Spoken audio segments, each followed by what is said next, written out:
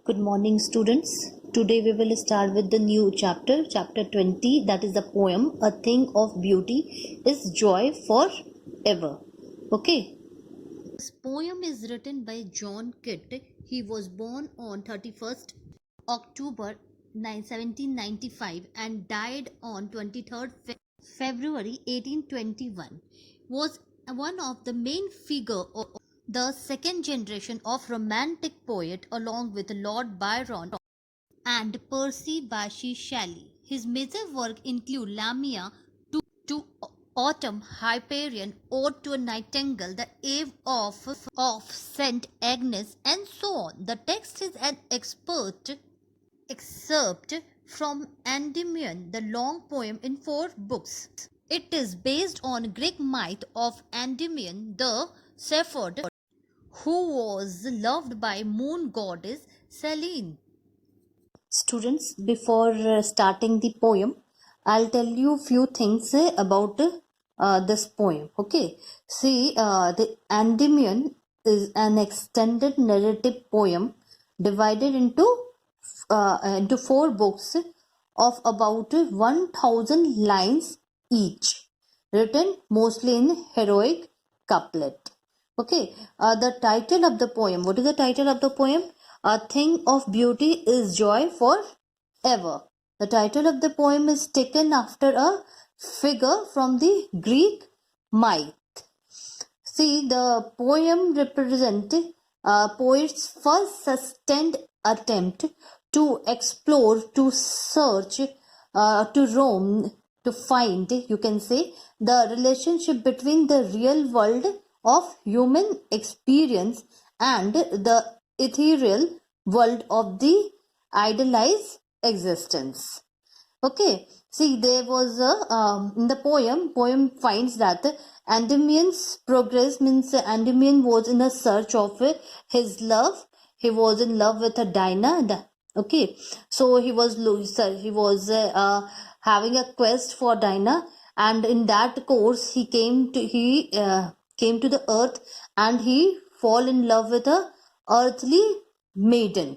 Okay, and finally at last he realized, or he came to know at the end that earthly maiden was none other than the same whom he loved. It was she was Dinah itself who has reconciled her as a earthly maiden. Okay, in the end, the main Endymion learned that he can only rise above his mortal nature and achieve some kind of idealized existence if he first accept his nature as a natural sphere. See, the poet John Keats' point, as in other poem, is that any attempt to achieve an abstract ideal must start or begin with the acceptance of concrete human experience. The Endymions usually read as a direct and honest declaration which capture a main idea that any beautiful things provide us with a continuous pleasure. Even if the beautiful things fade away, decay, lose or die, we never stop loving them despite the adverse situation. Okay, so now I will tell you the summary of this poem. So please, student, listen very carefully. John Keats state that the beautiful things make an everlasting, means endless impression on our mind or on our soul. Okay, these things give us pleasure or a peace of mind. Beautiful things act as a shed under which we can sleep. We can have a sound sleep, okay, and have a beautiful dream, or very nice soothing dreams. These have a power to bind us to the earth in spite of all the life which is full of disappointment, despondence, sad happenings and tribulation, beautiful things make our life worth living. Means we can spend our life in a memory or by seeing the beautiful things which is in the front of us with a hope and with the enthusiasm. The poet gives some example of such beautiful things which gives us eternal joy in the poem. Okay, these simple things are like a sun, the moon, different kind of trees, etc. According to the poet, even common things like a flock of sheep, then daffodils, springs of water, musk roses growing in wild forests are beautiful things which gives every individual the joy and pleasure, delight. Even the legend of the mighty dead. Who are the legend here? Legend, who the warriors who go for to for the war. Okay, the legend of the mighty deaths are counted as beautiful thing because they have the same effect on the human spirit. The poet end up or conclude by saying that in spite of these beautiful things, the beauty of nature remain incomparable. Okay, the beauty of nature is like an endless fountain pouring on us from the heaven. These are the never diminishing and endless source of pleasure and delight and a precious gift from the heaven, you can say.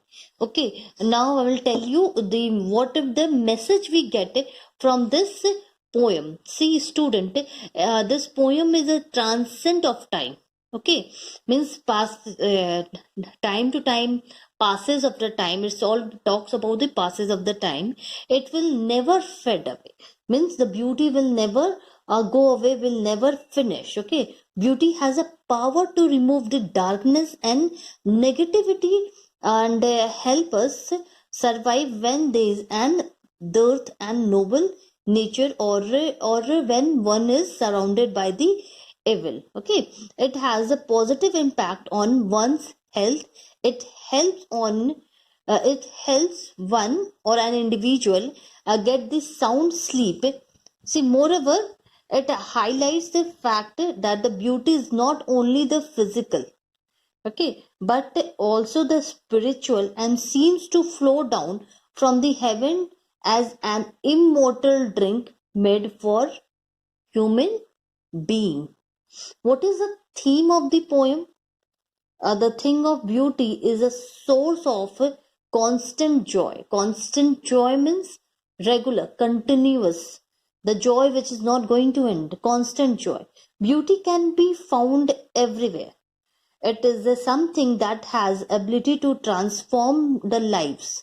Why it is called transform the life? Because if you are sad, okay, you are in a sad mood, when you see the things which give you pleasure, your mood will be changed. Okay, that means the transform of the lives. It also highlights the fact that the beauty has a super quality. Okay, that's the ability to remove the negativity. We can say the therapeutic quality. Okay, therapeutic quality. It can be any object, nature, tales, or even noble deeds of an ancestors. Okay, now we have seen the something about the poem, additional information as I have given you before. Then the message of the poem, theme of the poem, and summary of the poem. Okay, so student, that's all for today. In the next video we will start the poem. What is your work will be, please write all, especially the please write the summary of the poem, and if you have any doubt regarding these all things, please ask to me. Thank you.